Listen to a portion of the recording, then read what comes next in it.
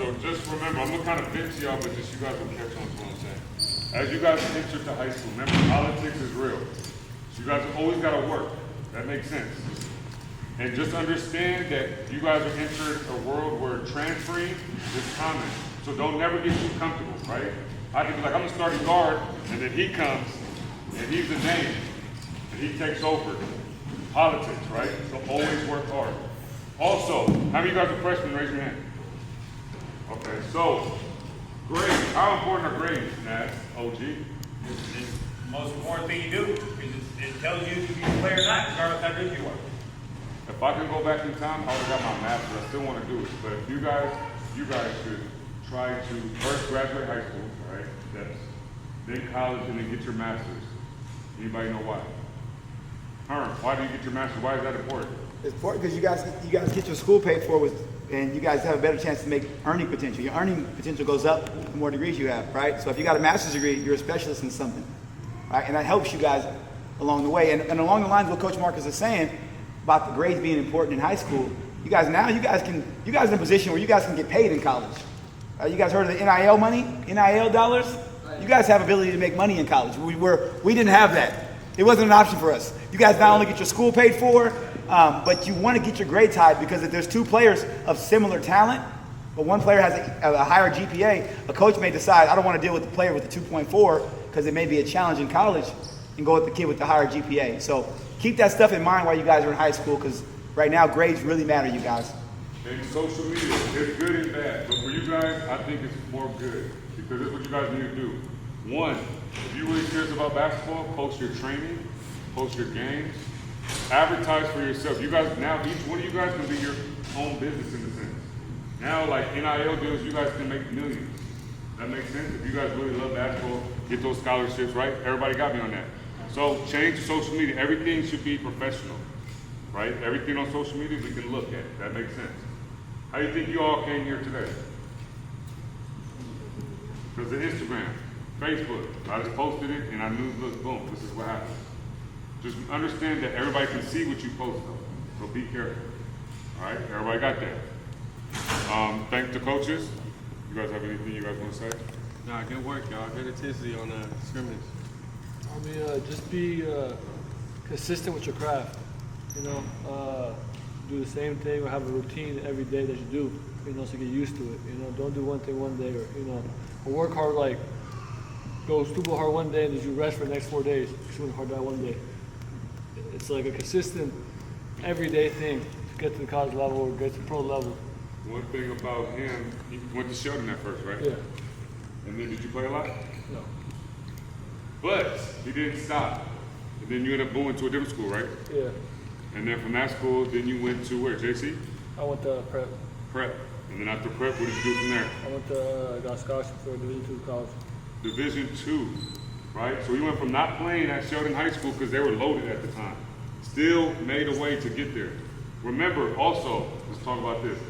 D1, D2, D3, NAIA, JC. I'm proud of you if you make it to any of those. That makes sense? Don't just think D1. Everybody got me on that. So whatever level you make it, it's okay. I played at NAIA, but we played against Boise State, Sac State, Humboldt State, Chico State, Lewis and Clark State, and UC Davis.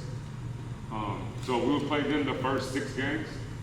We didn't win none of them, to be honest with you. But it was a good experience to play at that level. And you see the difference.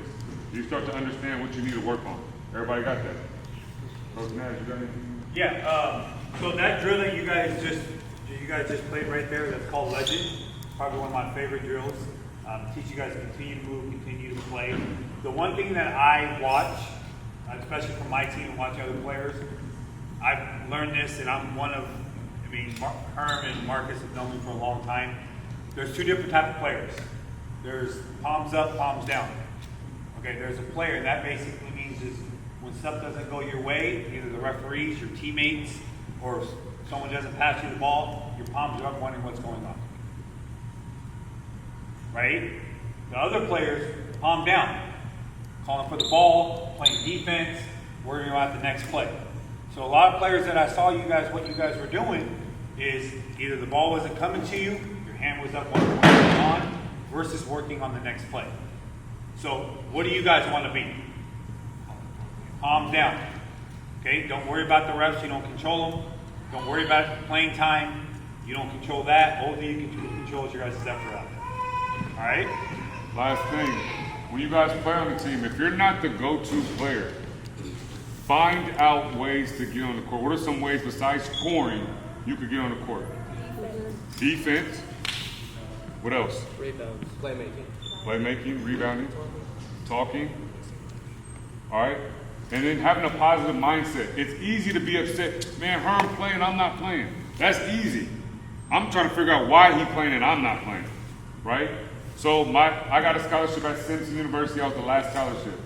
The last one. Right? Came on campus. They already had their guards.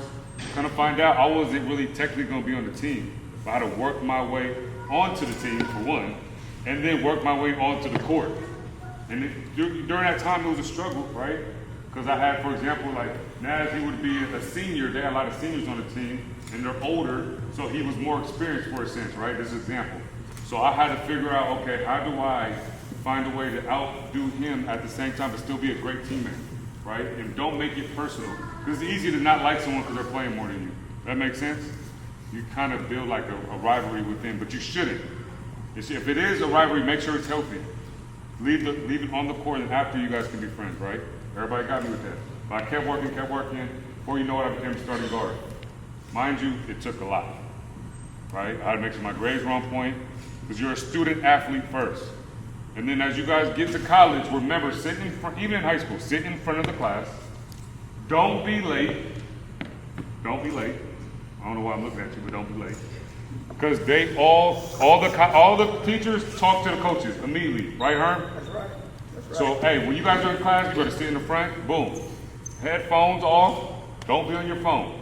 They're watching you. That makes sense. Teachers don't like athletes for some reason. Not like that, but they're looking for something because you're going to miss class. They hate that you miss class. They hate that you always got to go somewhere for a game, practice, whatever the case may be. So just know the odds are against you, but what I did was build a relationship with teachers so we don't have no issues. That's important. Right, Herm? That's right. And just to piggyback on all that, you guys, when you're looking at your playing time and kind of how everything works like that, you can't control how the coach is going to play players. What you can control is, as a coach, we're designed, our job is to put the best players on the floor that's going to help us win, right? Would you guys all agree? Coach is trying to win the game. They're not trying to lose, right? So if you're a player that can help the coach win, what do you think he's going to do? He's going to play. So change your mindset and think about, what can I do to help this team win so coach can't take me out the game? What does this team need, right? Put yourself in that position where I'm going to do something that this team really needs. I'll be that guy. And then build from there. Look at the Boston Celtics, right? They just won. A prime example. They had the same team for years, but they picked up one player. Who'd they pick up this year that helped them win that game? Holiday. What did he do that was so helpful for that team? Everything that they needed. He said, I'll play defense. I'm unselfish. I'm a great team guy. Everything they needed is because Dame Lillard's probably a better overall offensive player, but he wouldn't fit in that system where Drew Holiday says, I'll take a step back. I'll give you whatever this team needs. And that's what coaches look for. So think about that when you guys are going into your high school or middle school teams and start thinking about how I can be that player. Then remember, whatever you guys do after basketball, right? Just give it your all. No matter what you do, because you never know who's watching. So, last Saturday or 2 Saturdays ago, I've been doing, it's called SAO Open Runs. So during these runs, we have college players, pros, and then I became cool friends with Kent Bazemore, who played for the Warriors. You guys know who Ben McLemore is? Jordan Ford? Yeah. Jordan Ford plays for the Kings. So I've just been working, right? Working. All these people came. Then I get a phone call, hey, Steph Curry wants to come to your open run. I'm like, Steph Curry? No, he's not. He ain't You guys know who that is? Everybody knows Steph Curry. So I'm like, there's no way he's coming. But I've been working so hard with my runs. I've been doing it since I was your guys' age. I would have everybody come to the house and just keep playing. So it was a journey.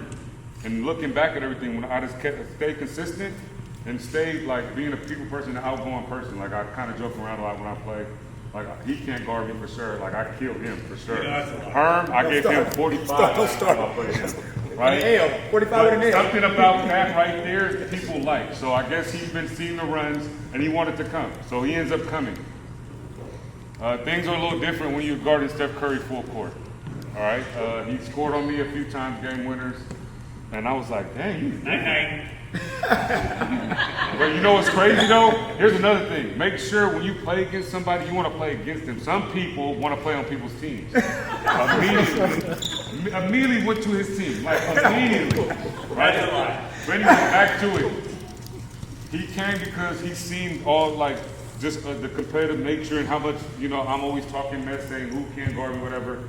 And I think he for sure seen it because when I guarded him, he kind of looked at me and then he hit the game winner.